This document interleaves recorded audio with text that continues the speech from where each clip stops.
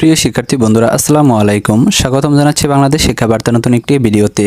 2025 সালের এসএসসি পরীক্ষার্থীরা তোমরা অনেক বেশি চিন্তিত রয়েছ তোমাদের বাংলা প্রথম পত্র এমসিকিউ নিয়ে। তো ইতিমধ্যে তোমাদের বাংলা প্রথম পত্র পরীক্ষা শেষ হয়েছে। তো বাংলা প্রথম পত্র এমসিকিউতে তোমরা অনেকেই খারাপ করেছ। তো এখন বিষয় হচ্ছে যে তোমাদের সিকিউতে অনেকে ভালো করেছো, এমসিকিউতে খারাপ করেছো, সেক্ষেত্রে তোমরা পাস করতে পারবা কিনা, তারপর তোমাদের এমসিকিউতে কত নাম্বার পেলে তোমাদের পাস করিয়ে দেওয়া হবে, বা তোমরা যদি 2-1 নাম্বার কম পেয়ে থাকো তাহলে কি তোমাদের পাস চলে আসবে নাকি, এই বিষয়টিও কিন্তু তোমাদের অনেকটা চিন্তার কারণ হয়ে দাঁড়িয়েছে। তো তোমাদের আজকের এই বিষয়গুলো নিয়ে তোমাদের সঠিক তথ্য দিয়ে তোমাদের সহযোগিতা করব। তো তোমরা যারা ভিডিওটি দেখতেছো প্রথম থেকে শেষ পর্যন্ত দেখতে থাকো, এবং আমাদের চ্যানেলটি যারা এখনও সাবস্ক্রাইব করো না আমাদের চ্যানেলটি সাবস্ক্রাইব করে রাখো এবং পাশে থাকা বেল আইকনটি বাজিয়ে দাও, যাতে তোমাদের এসএসসি পরীক্ষা সম্পর্কিত সকল ভিডিও আপলোড করার সাথে সাথে সেটি তোমাদের নোটিফিকেশনে চলে যায়। সো আসো আমরা মূল বিষয়ে চলে আসি। এখন বিষয় হচ্ছে যে তোমাদের এসএসসি 2025-এর যারা শিক্ষার্থীরা রয়েছে তাদের বাংলা পরীক্ষা কিন্তু ইতিমধ্যে সমাপ্তি হয়েছে। তো এখন তোমাদের বাংলা এমসিকিউ এবং সিকিউ দুইটাতে কিন্তু তোমাদের আলাদাভাবে পাস করতে হবে। এটা কিন্তু তোমাদের যে নির্দেশনাগুলো দেওয়া হয়েছিল তোমাদের শিক্ষা বোর্ড কর্তৃক কিন্তু 14টি নির্দেশনা তোমাদের দেওয়া হয়েছে। সেই 14টি নির্দেশনার মধ্যে কিন্তু উল্লেখ করা হয়েছে যে তোমাদের সিকিউ অংশে এবং এমসিকিউ অংশে, অর্থাৎ তোমাদের লিখিত অংশে এবং তোমাদের নৈর্ব্যক্তিক যে অংশটা রয়েছে সেখানে কিন্তু তোমাদের আলাদাভাবে পাস করতে হবে, তাহলে কিন্তু তোমরা পাস করতে পারবা। তো তোমাদের যদি এরকম হয় যে তোমরা সিকিউ বা লিখিত অংশে তোমরা পেয়েছ 70 নাম্বারের মধ্যে তোমরা পেয়েছ 60 নাম্বার, আর তোমরা এমসিকিউতে 30 নাম্বারের মধ্যে তোমরা পেয়েছ কত নাম্বার, 8 নাম্বার বা 7 নাম্বার, তাহলে কিন্তু দেখা যাবে যে তোমাদের যদিও দুইটা মিলে নাম্বার যোগ করলে 68 বা 66 নাম্বার হলেও কিন্তু তোমাদের রেজাল্টে ফেল চলে আসবে, কারণ তোমাদের দুইটা অংশ থেকেই কিন্তু আলাদাভাবে পাস করতে হবে, তারপরে তোমরা তোমাদের রেজাল্টটা পাস চলে আসবে। তো যাই হোক, তোমাদের এখন বিষয় হচ্ছে যে তোমাদের এমসিকিউ যে খারাপ হয়েছে এখানে তোমাদের কত নাম্বার তোমরা পেয়েছ। তোমরা দেখা গেছে যে অনেক এমসিকিউ অ্যান্সারগুলো তোমরা মিলিয়েছ অনলাইন থেকে, সেখান থেকে কিন্তু তোমাদের মধ্যে কিন্তু একটা ভয় ঢুকে গেছে যে আসলে এমসিকিউ অ্যান্সারগুলো মিলিয়ে নিয়েছি, তাহলে এখন আমাদের পাস রেজাল্টটা চলে আসবে কিনা। দেখো, অনলাইন থেকে যে তোমরা অ্যান্সারগুলো মিলিয়েছ সেটা যে শতভাগ সঠিক হবে এটা কিন্তু কেউ বলতে পারবে না, সেখানে ভুলও হতে পারে। তো তোমরা এরকমটা হয়েছে, যেহেতু তোমাদের এমসিকিউতে পাস করতে হলে তোমাদের 10 নাম্বার পেতে হবে, সেখানে যদি তোমরা 9 পাও বা 8 পাও এরকমটা পেলে কিন্তু দেখা যাবে যে তোমাদের দুশ্চিন্তার কারণ হয়ে দাঁড়াতে থাকে এটা। তো এখন তোমরা যেহেতু এমসিকিউগুলো মিলিয়ে নিয়েছো পরীক্ষা দিয়ে এসে, সেখানে তোমাদের 8টা হয়েছে বা 9টা হয়েছে, এটা নিয়ে তোমরা টেনশনে পড়ে আছো যে তোমাদের 8টা 9টা হয়েছে তাহলে তো তোমরা পাস করতে পারবে না। তো এরকমও তো হতে পারে যে তোমাদের 10টা হয়েছে বা 12টা হয়েছে, তো যে উত্তরপত্র দেখে তোমরা মিলিয়ে নিয়েছো সেটা সঠিক নাও হতে পারে, কাজেই এটা নিয়ে তোমাদের টেনশনের কোনো কারণ নেই। আরেকটা বিষয় হচ্ছে যে তোমরা যদি 2-1 নাম্বার কম পাও তাহলে তোমাদের পাস করিয়ে দেওয়া হবে কিনা, এটাও কিন্তু অনেকের প্রশ্ন রয়েছে। হ্যাঁ, এটা নিয়ে তোমাদের বিস্তারিত কথা বলছি। তো তোমাদের যেহেতু এখনকার বর্তমানে যে সিস্টেমটা দিয়েছে সেটা কিন্তু আগের মতো না। তো আগে দেখা যেত যে তোমাদের এমসিকিউ এবং সিকিউ অংশ দুইটাই কিন্তু টিচাররা দেখতো। তো এখন তোমাদের এমসিকিউ অংশ কিন্তু দেখে তোমাদের শিক্ষা বোর্ড এবং সিকিউ অংশ দেখে তোমাদের টিচাররা।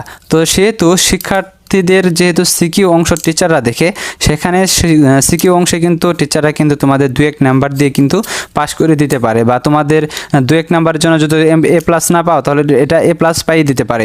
কিন্তু এখন যেহেতু তোমাদের দুইটা আলাদাভাবে দিয়েছে সেই জন্য কিন্তু A+ পাওয়াটা কিন্তু কঠিন হয়ে যায়, কারণ দেখা যায় যে 2-1 নাম্বারের জন্য কিন্তু তোমরা A+ পাও না। এটার কারণ হচ্ছে তোমাদের সিকিউ অংশে তোমরা কত নাম্বার পেয়েছো সেটা কিন্তু শিক্ষা বোর্ড জানে না, অর্থাৎ এমসিকিউ খাতা যেখানে দেখা হচ্ছে। আবার তোমাদের এমসিকিউ খাতায় তোমরা কত পেয়েছো সেটাও কিন্তু দেখা যায় যে টিচাররা জানে না। তো ধরো তোমরা 60 নাম্বার পেয়েছো তোমরা সিকিউ অংশে, সেখানে টিচার কিন্তু ভাবতেই পারে যেহেতু 60 নাম্বার পেয়েছো তাহলে তোমাদের A+ পাওয়ার সম্ভাবনা রয়েছে। কিন্তু তোমরা যদি এমসিকিউতে গিয়ে যদি তোমরা 30-এর মধ্যে 12 নাম্বার পাও, কিংবা 30-এর মধ্যে যদি তোমরা 19 নাম্বার পাও, তাহলে কিন্তু দেখা যাবে তোমাদের নাম্বার হচ্ছে কত, 79 নাম্বার।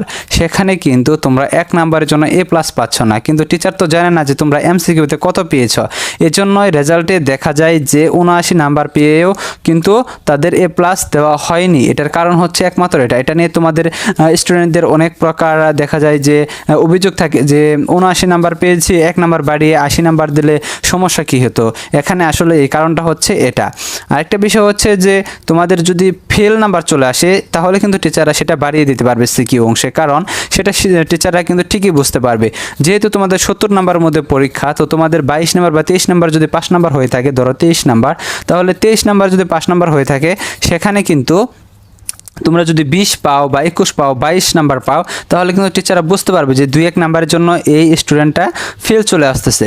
সেখানে টিচাররা কিন্তু মানবিকতার খাতিরে কিন্তু তোমাদের 2-1 নাম্বার দিয়ে, বা তোমাদের যেখানে তোমার খাতাটা বিশ্লেষণ করে দেখবে যে তোমাদের 2-1 নাম্বার দেওয়ার মতো সিস্টেম আছে কিনা।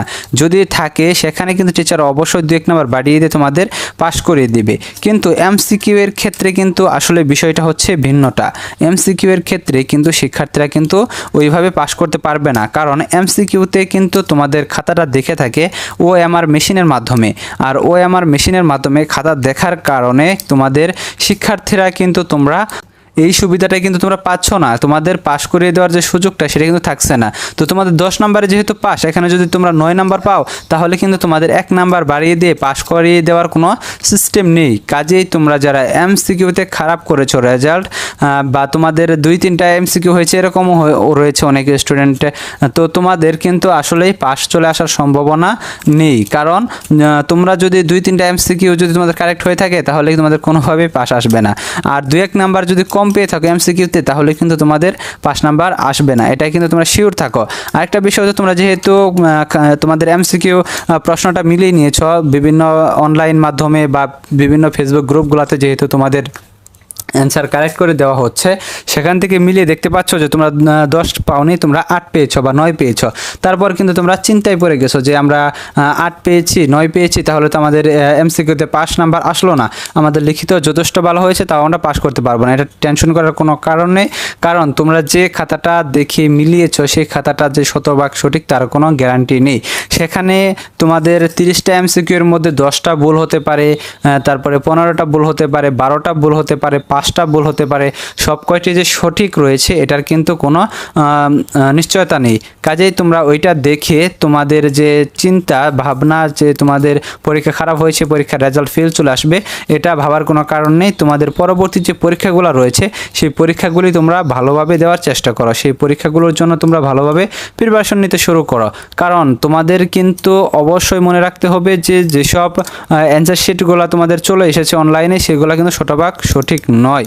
আর তোমাদের সিকিউতে যদি তোমাদের রেজাল্ট খারাপ হয়ে থাকে, তাহলে তো তোমাদের পাস করে দেওয়ার সিস্টেমটা আছে। আরেকটা বিষয় হচ্ছে যে তোমাদের সকল শিক্ষার্থীদের কিন্তু বাংলা রেজাল্টটা কিন্তু প্রথম পত্র এবং দ্বিতীয় পত্র এই দুইটা বিষয়ের সমন্বয়ে কিন্তু রেজাল্টটা চলে আসে। কাজেই এখানেও কিন্তু তোমাদের টেনশনটা অনেকটা কমে যাওয়ার কারণ রয়েছে, কারণ দুইটা মিলে যেহেতু তোমাদের 5 নাম্বার দেওয়া হবে, সেহেতু কিন্তু তোমরা অবশ্যই পাস করতে পারবে, এটা নিয়ে তোমাদের টেনশন করার কোনো কারণ নেই। আরেকটা বিষয় হচ্ছে যে তোমাদের সামনে ইংরেজি পরীক্ষা রয়েছে, 15 তারিখ ইংরেজি পরীক্ষা। তো ইংরেজি পরীক্ষার তোমাদের যে বিষয়গুলো রয়েছে, যে টপিকগুলো রয়েছে রাইটিং অংশে বিশেষ করে, যেমন ধরো তোমাদের গ্রাফ রয়েছে, তোমাদের ইমেল রয়েছে, তোমাদের প্যারাগ্রাফ রয়েছে, এগুলো তোমরা একটি প্যারাগ্রাফ বা একটি ইমেল বা একটি গ্রাফ যদি তোমরা সঠিকভাবে বুঝতে পারো, শিখতে পারো, তাহলে তোমরা যে কোনো প্যারাগ্রাফ বা যে কোনো গ্রাফ, যে কোনো ইমেল আসলে কিন্তু তোমরা দিতে পারবা। তো ইমেল যদি তোমাদের এইগুলোতে যদি তোমাদের নাম্বার 10 নাম্বার থাকে, সেখানে যদি তোমরা 100% 10 পাবা বা 9 পাবা এরকমটা গ্যারান্টি দিচ্ছে না, তবে তোমরা 6 থেকে 7 নাম্বার পাবা এই গ্যারান্টিটা দিচ্ছে, যদি তোমরা সেই নিয়মটি অবলম্বন করে তোমরা লিখতে পারো। তো তোমাদের এই বিষয়গুলো খুব তাড়াতাড়ি আজকের মধ্যেই আপলোড করা হবে। তো তোমরা যারা শিক্ষার্থীরা রয়েছে এখনও যারা আমাদের চ্যানেলটি সাবস্ক্রাইব করো না, আমাদের চ্যানেলটি সাবস্ক্রাইব করে রাখো এবং পাশে থাকা বেল আইকনটি বাজিয়ে দাও, যাতে এই টপিকগুলো তোমাদের দেওয়ার সাথে সাথে তোমরা সেটি নোটিফিকেশনের মাধ্যমে পেয়ে যাও এবং সাথে সাথে তোমরা দেখে নিয়ে তোমরা সেটা একদিনের মধ্যে শিখে নিতে পারবা এবং তোমরা পরীক্ষায় একটি ভালো রেজাল্ট করতে পারবা। ধন্যবাদ সকলকে পুরো ভিডিওটি দেখার জন্য।